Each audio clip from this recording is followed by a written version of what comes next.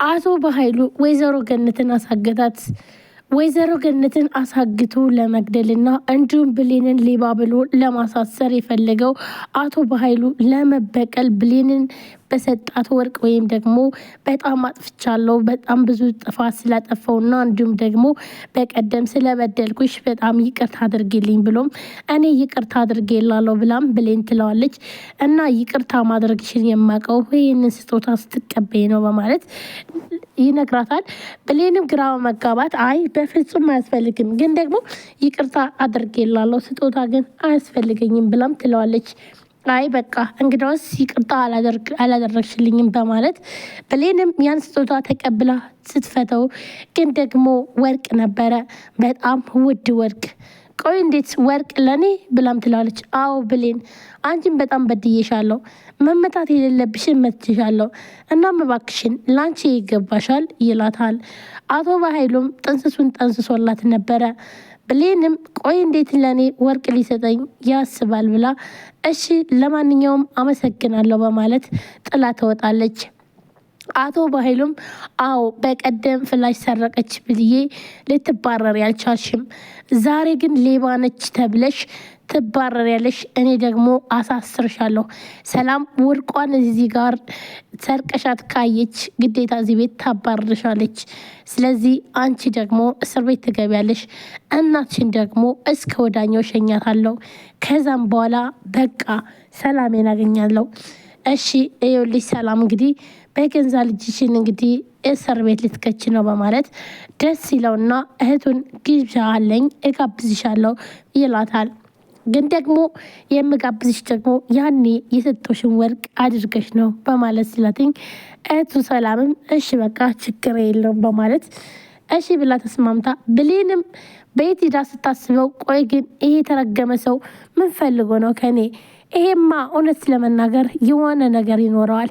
ስለዚህ አንተ የሆነ ነገር ሰርተ ሊሆን እኔ የዋህ ብሆንም ግን ደግሞ ጅል አይደለሁም ብላ ብሌንም ያን ወርቅ ከአቶ በኃይሉ ኪስ ታደርገዋለች። እናም አቶ በኃይሉ ካሁን በኋላ ብሌንን ጥያታለሁ፣ ስለዚህ ጊዜው የኔ ነው ያለው እህቱን ነይ እንሂድ በማለት እንግዲህ ሰላምም ልብሷን ለባብሳ ወደ ፕሮግራሙን ለመሄድ ስትሞክር ልብሷን ያስተካክላትና የታል ወርቁ ብሎ ይጠይቃታል። ወርቁም ያደረኩበት ጠፋኝ ባክን ብላ ሰላምም ቀለል አድርጋ ትመልስለታለች።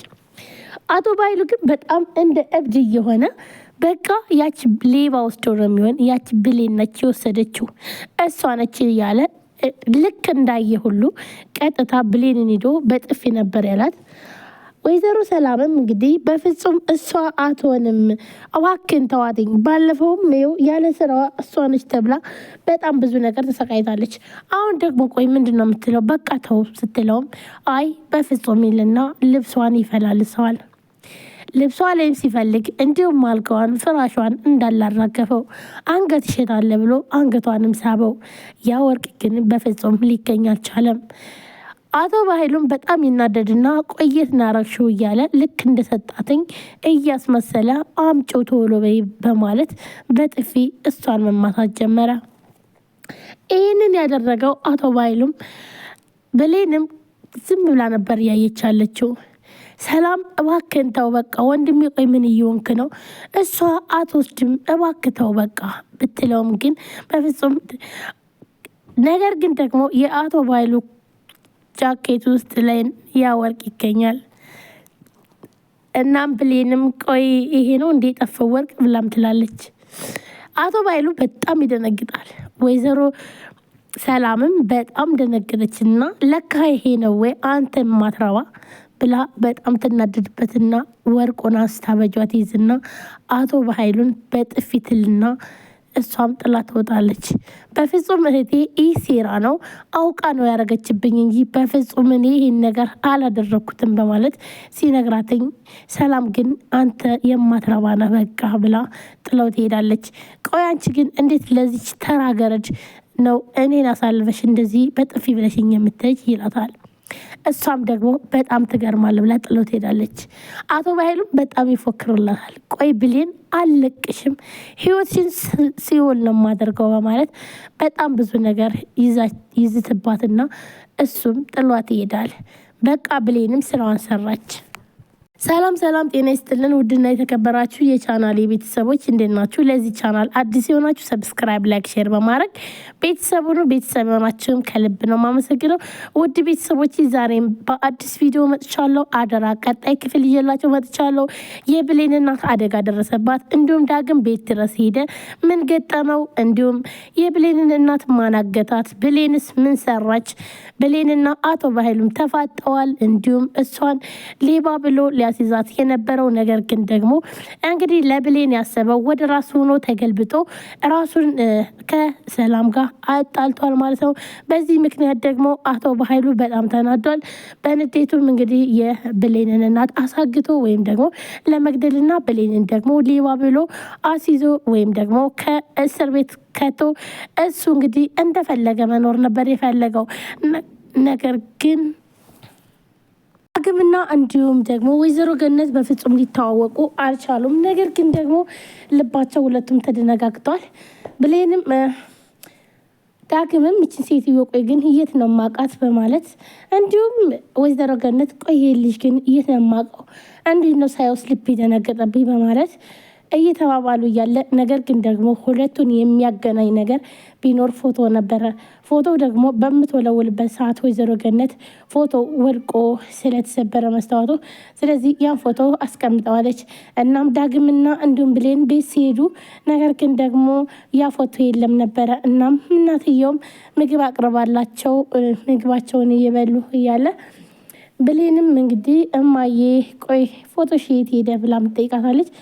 ወይ ባክሽ ፎቶ የኮ ሳጸዳ ወድቆ መስታወት ተሰበረ በማለት ወይ እስካምጮ በጣም ተሰበረ እንዴ ብላ ብሌንም ስትላትኝ ወይዘሮ ገነትን ተነስታ ያን ፎቶ ልታሳያ ስትል ነገር ግን ደግሞ እዚህ ጋር ያስጠነቅቃት ትዝ አላትና አይ ባክሽ ተይው ልጄ እችን ደግሞ ይቆርጥሻል በጣም ተሰብሯል ብላም መለሳለች። ያን ፎቶ ቢያይ ኑሮ ዳግም እናቱን በቀላሉ ያገኝ ነበረ። አሁን ዳግም እናትክን ለማግኘት በጣም ብዙ ስራ መስራት አለብህ ተብሎ ከአቅሙ በላይ ያን ስራ እንዲሰራም የተደረገ ነው። ነገር ግን አሁን ላይ ቢያቃት ኑሮ ሰላምና ማለትም ብሌንና ሰላም እንዳልተዋወቁት እንዲሁም ደግሞ ወይዘሮ ገነትና ዳግምም ሳይታወቁ ቀርተዋል። በተለይ ወይዘሮ ገነት ይኸውልሽ ልጄ ቃል እገባልሻለሁ እናትሽ እዚህ አካባቢ ነች ያለችው ተብሏልና እንደምንም ብዬ አገናኝሻለሁ በማለት ይሄን ነገር ስትላተኝ እግሯ ላይ ወርቃ ይቅርታ እየጠየቀቻት እያለ አቶ በኃይሉ ይመጣና ይህ አውሬ ነው ስንት የለፈውበትና ስንት ዋጋ የከፈልኩበትን ወረቀቴን ቀዳዶ የጣለብኝ ይሄ የማይረባ ሰው ብላም ትላለች። ሰላምም በፍጹም እንደዚህ አድርገሃል እንዴ ወንድሜ ብላ ስትለው አይ እኔ አላደረኩም ያው ሳላስበው ነው በዛ ሰዓት የሆነ ስሜታዊ ነበር።